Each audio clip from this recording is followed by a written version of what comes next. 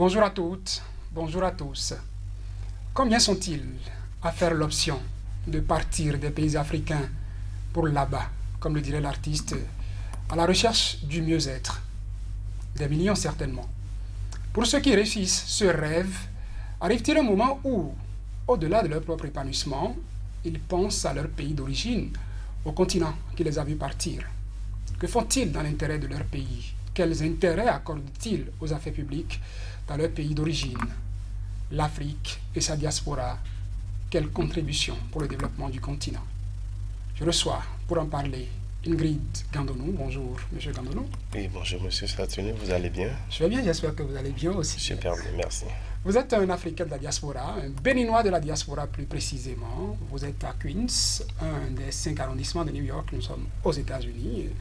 Merci d'avoir répondu à notre invitation. C'est moi. Ça fait déjà, dites-nous, M. Gandonou, combien d'années que vous êtes parti de votre pays d'origine pour les États-Unis d'Amérique? Je suis aux États-Unis depuis 7 ans. 7 ans déjà. Oh, 7 ans. Ça passe vite ou ça paraît long pour un Africain qui s'installe dans un pays qu'il ne connaissait pas et qui désire s'épanouir? Non, ça passe très vite. 7 ans, on est parti il y a quelques jours, mais déjà il y a 7 ans. Donc ça passe très vite. Vous n'avez pas vu le temps passer? Non, on ne voit jamais le temps passer là-bas. Et qu'est-ce qui occupe tant pour qu'on ne soit pas, je dirais, ennuyé? Non, puisque au quotidien, on est très occupé. Parce que ta vie se partage entre les cours, entre le boulot. Donc forcément, tu ne vois pas le temps passer. Je l'avais dit que c'était d'abord pour les cours. C'était d'abord pour les cours. Les portes d'entrée pour le monde professionnel. Exactement. Dites-nous, Ingrid Gandonou, aux États-Unis, vous avez pensé d'abord à vous certainement, ce qui a motivé votre départ de votre pays. Mais à quel moment vous avez commencé par songer à votre pays d'origine, à l'Afrique en général? Bon, nous, on a dit que c'est pas arrivé aux États-Unis que nous avons pensé à porter notre pierre à la construction du Bénin. C'est depuis qu'on était au Bénin. Donc, depuis qu'on a voyagé, tout ce que nous avons vu là-bas nous ont beaucoup plus motivés à participer réellement au développement de notre pays. Donc, depuis le premier jour qu'on a mis pied aux États-Unis, nous avons pensé Bénin.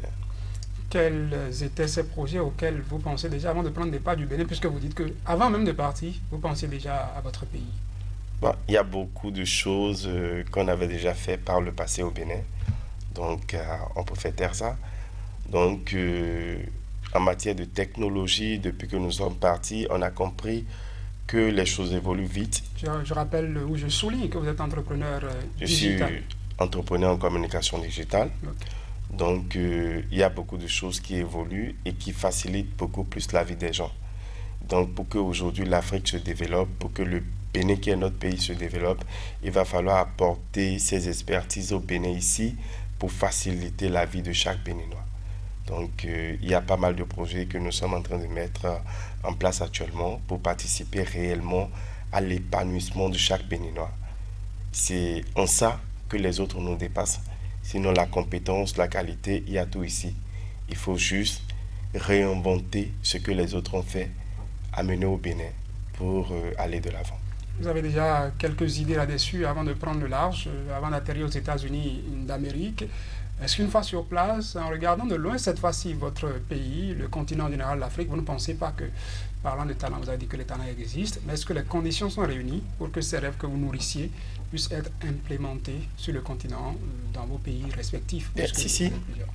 Je pense que au départ, on avait des projets qui étaient beaucoup plus étroits parce qu'on avait peur des moyens qu'il fallait réunir pour y aller.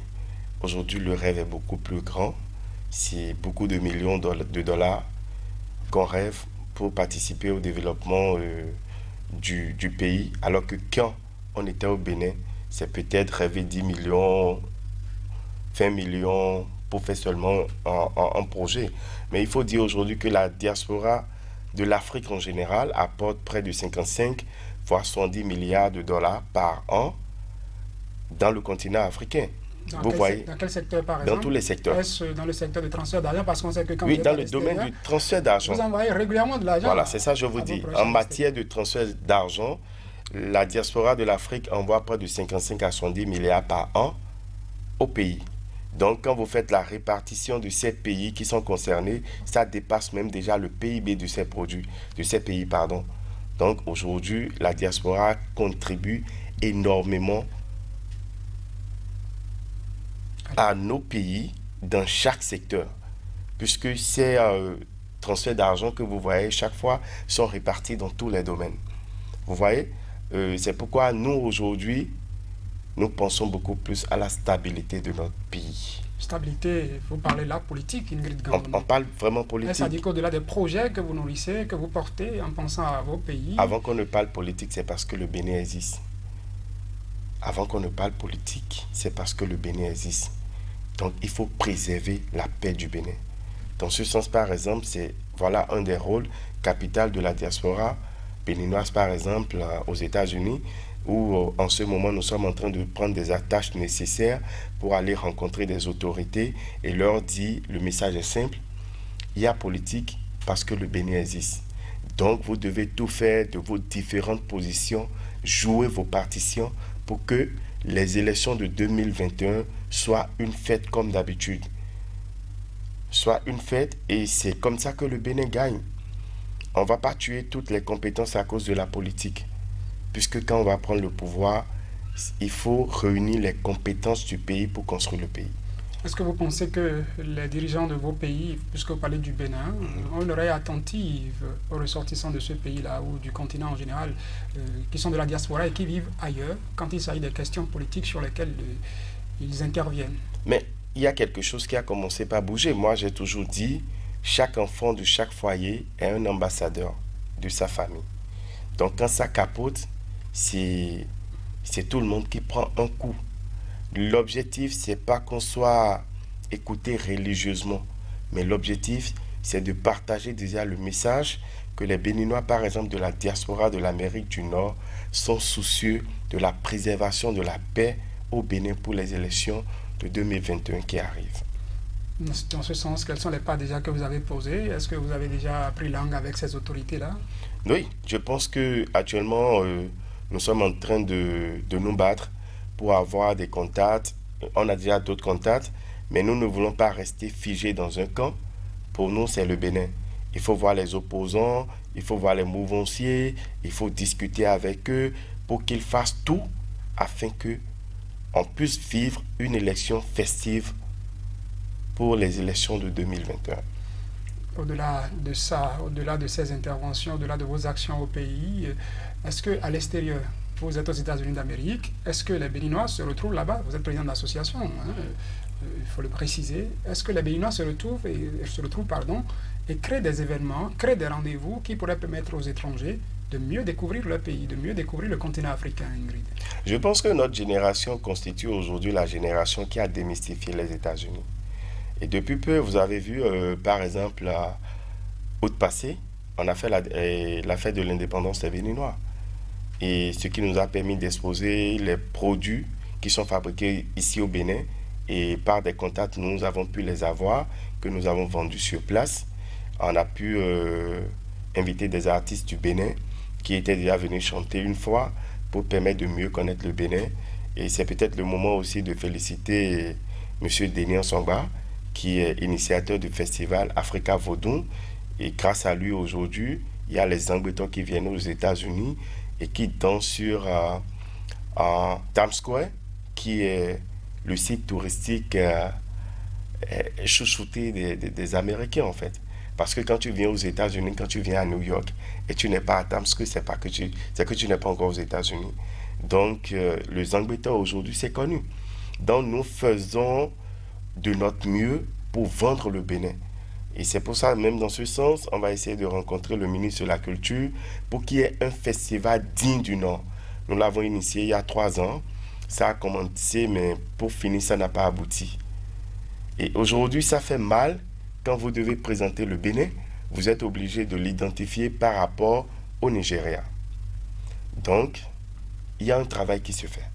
Est-ce que vous avez un retour en faisant tout ça? Est-ce que vous avez l'impression que, de par ces initiatives, les Américains s'intéressent davantage au Bénin, à l'Afrique? Je peux vous dire que le festival Vodun que M. Denis Songba a fait, la dernière fois, 40 Américains sont venus au Bénin.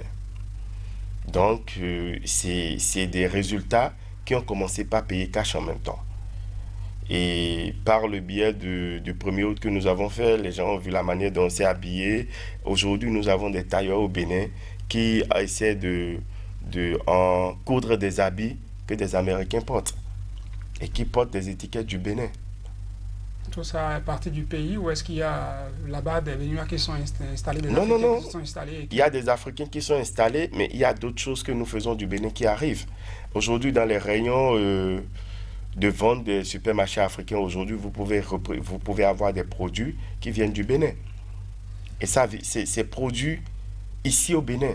Donc, vous voyez, nous travaillons de telle sorte à ce que les gens qui travaillent ici puissent envoyer leurs produits, nous les vendons aux États-Unis et ça fait ramener de la devise à la maison. Donc, c'est le travail que nous faisons au quotidien pour réellement participer au développement de notre pays.